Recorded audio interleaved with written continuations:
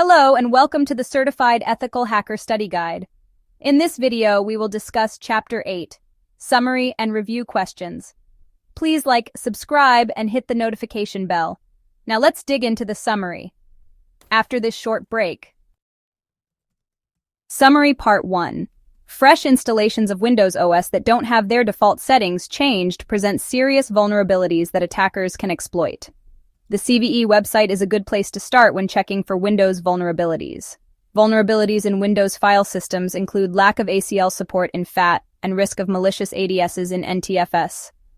Other Windows vulnerabilities involve RPC, an inter-process communication mechanism that allows a program running on one host to run code on a remote host. NetBIOS, which is still used for backward compatibility, and SMB, which is also still used for backward compatibility and contains a vulnerability that enables attackers to intercept SMB traffic and collect usernames and password hashes. In Windows, null sessions and default installations can leave passwords blank and resources unprotected, causing major problems. Now let's drop into the next topic, right after this short break. Summary Part 2. Not only can operating systems have vulnerabilities that can be exploited, but applications can be vulnerable too. For example, older versions of Microsoft SQL Server have a critical SQL vulnerability called a null SA password that enables remote users to gain System Administrator (SA) access through the SA account on the server. Buffer overflow attacks can allow attackers to run arbitrary code. Users represent a major security vulnerability, so creating a comprehensive password policy and having user awareness training programs are essential. Many tools are available for discovering vulnerabilities in Windows systems, such as Nessus. Learning to use more than one tool is essential. Steps you can recommend to secure systems include keeping systems updated with the most current patches and updates, running antivirus tools, enabling logging and reviewing logs regularly, disabling unused or unneeded services, and filtering out unnecessary ports. Vulnerabilities of the Linux OS can be discovered with security tools, such as OpenVAS, and at the CVE website. To address the issue of interoperability, a group of programmers created Samba as an open-source implementation of CIFS. Tools such as TruthKit can detect rootkits installed on Linux systems. Built-in Linux tools such as SYN-ACK are available for configuring systems securely. In addition, free benchmark tools are available from the Center for Internet Security, and commercial tools with templates can be used to tighten security configurations quickly and easily. Now let's drop into the next topic, right after this short break. Review questions 1 through 5. Starting with question 1. Use Nessus Essentials to perform a web application test scan of the computer where Nessus Essentials is installed. The Nessus Essential interface is a web application, so you are having Nessus test itself. Write a 3-paragraph report that details the vulnerabilities found, the CVEs or known exploits they map to, and suggested fixes. Answer. A good answer will contain exactly 3 paragraphs covering the areas directed. Most likely, Tenable coded their web server securely, but some vulnerabilities may be found if new CVEs have been released since Tenable last built their Nessus Essentials web application. Any other web applications installed on the target system would also be scanned. Answer. A good answer will contain exactly 3 paragraphs covering the areas directed. Most likely, Tenable coded their web server securely, but some vulnerabilities may be found if new CVEs have been released since Tenable last built their Nessus Essentials web application. Any other web applications installed on the target system would also be scanned. Question 2. In Windows Server 2016, the administrator must enable IUS manually to use it. True or false? This question is true. On to question 3. Windows OS are vulnerable to the configure worm because of which of the following? A. Arbitrary code. B. SQL buffer overflow. C. Blank password. D. RPC vulnerability. The correct answer is D. RPC vulnerability. Now question 4. Which of the following is a well-known SMB hacking tool? Choose all that apply.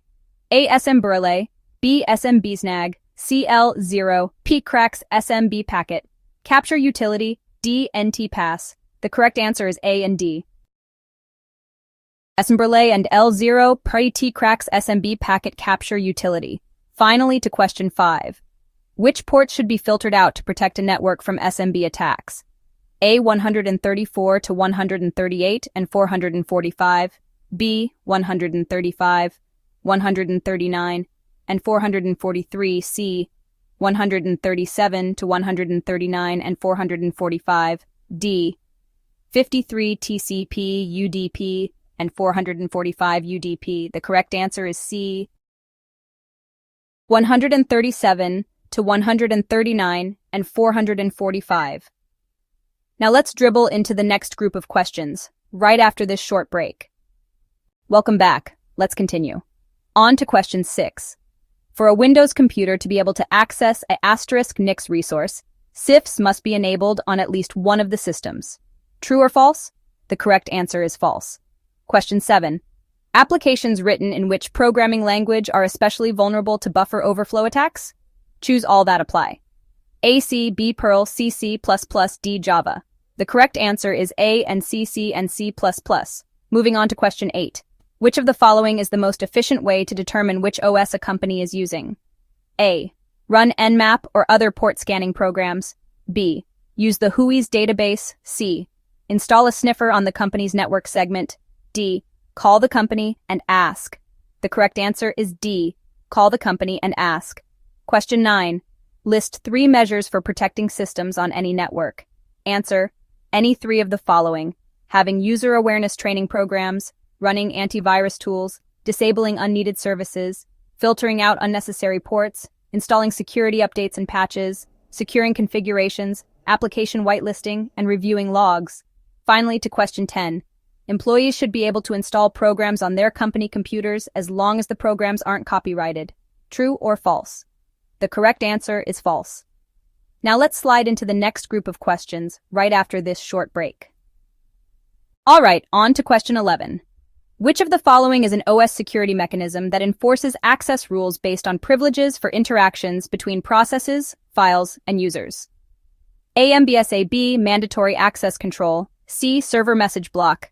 D. Systems management server. The correct answer is B. Mandatory access control. Question 12. A good password policy should include which of the following? Choose all that apply. A. Specifies a minimum password length. B. Mandates password complexity. C. States that passwords never expire. D. Recommends writing down passwords to prevent forgetting them. The correct answer is A and B. Specifies a minimum password length and mandates password complexity.